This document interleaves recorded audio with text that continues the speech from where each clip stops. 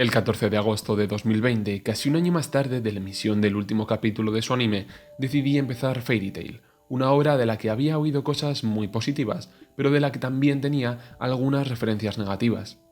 Las críticas del primer grupo, es decir, los que tenían en alta estima al anime, ensalzaban sobre todo su apartado emocional.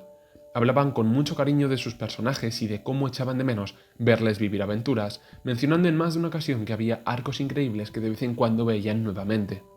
Teniendo en cuenta que el anime consta de 328 episodios, más ovas, más películas, veía bastante normal que cogieran cariño a la obra. Pero por otro lado estaban los del segundo grupo, aquellos que opinaban que el anime podía ser mejor en diferentes aspectos, haciendo especial hincapié en, precisamente, la falta de emoción. ¿Cómo puede ser que de una misma cosa dos grupos de personas ensalcen o critiquen justamente el mismo apartado?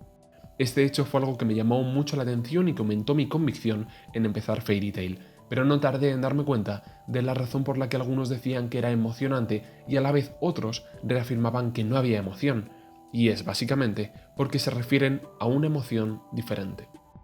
Analicemos la emoción a la que se refiere el primer grupo. Fairy Tail es una obra donde ocurren muchísimas cosas en cada capítulo, pero que se centra mayormente en una pelea tras otra, donde los protagonistas se juegan la vida en cada movimiento y se enfrentan a poderosos rivales, cada cual más fuerte y peligroso que el anterior. Es lógico que en este contexto el espectador sienta nervios, sufra o grite para animar a los protagonistas, ya que su posición moral es la misma que la de estos personajes, por lo que si les ocurre algo malo, lo sentirán enormemente. Del mismo modo, se alegran y festejan si el personaje al que apoyan toma la ventaja en una pelea, se alza con la victoria o cumple su objetivo. Más allá del factor bélico se encuentra el componente antropológico, los personajes, las relaciones entre ellos, su pasado, sus aspiraciones, todos estos elementos fortalecen nuestros lazos con ellos. Pero aquí es precisamente donde entra en juego aquello que ha dado lugar a que exista el segundo grupo. Simplemente estos factores mencionados anteriormente se repiten una y otra vez, y siempre acaban igual.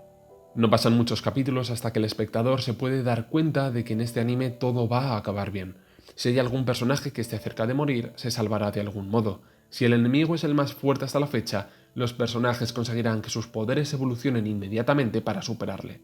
Si un villano ve lo que se quieren entre todos dentro del gremio, se convertirá en alguien bueno, y así con todo. Por esta razón el segundo grupo habla de la falta de emoción. No se refiere a los factores de superación o de compañerismo, ni tampoco a que la ejecución audiovisual carezca de calidad o a que los arcos no estén bien desarrollados, sino a que una misma fórmula, usada una vez tras otra, se vuelve predecible y por tanto carente de emoción, entendiéndola en términos diferentes como previsibilidad.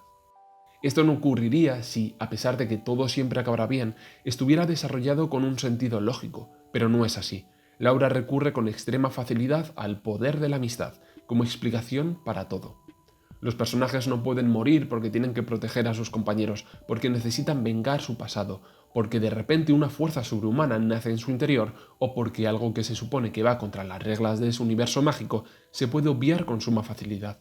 Realmente ambos grupos tienen razón.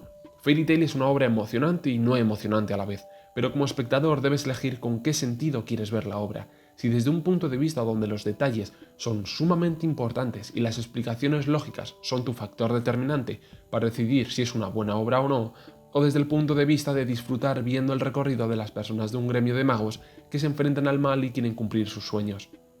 Al final, las expectativas que pongas a la historia hará que pertenezcas a un grupo o a otro. Personalmente yo pertenezco al grupo de los que ven el vaso medio lleno.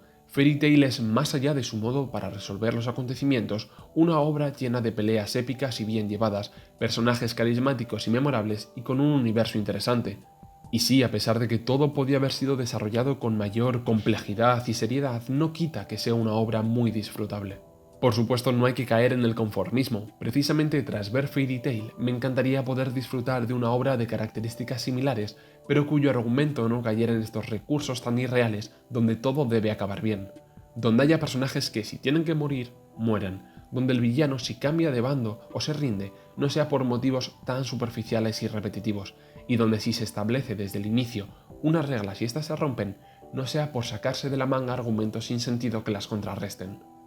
Justamente la búsqueda de la obra perfecta consiste en disfrutar de otras obras que tengan carencias, sabiendo apreciar lo bueno y disfrutando de ello, pero siendo consciente también de los fallos que tiene o de por qué ese aspecto puede mejorarse. Del mismo modo, muchos de los que hemos visto este anime somos aficionados, pero en este caso al gremio de Fairy Tail, a sus personajes, a las diferentes situaciones que les ocurren y al universo del que forman parte. Además, la producción audiovisual puede hacer incluso que algo previsible sea emocionante. Cuando en cualquier anime estás viendo una pelea y de repente empieza a sonar su opening o banda sonora característica, sabes que todo va a ir bien, pero aún así no puedes evitar emocionarte. Y yo, cada vez que veía Fairy Tail y en medio de una pelea sonaba esto,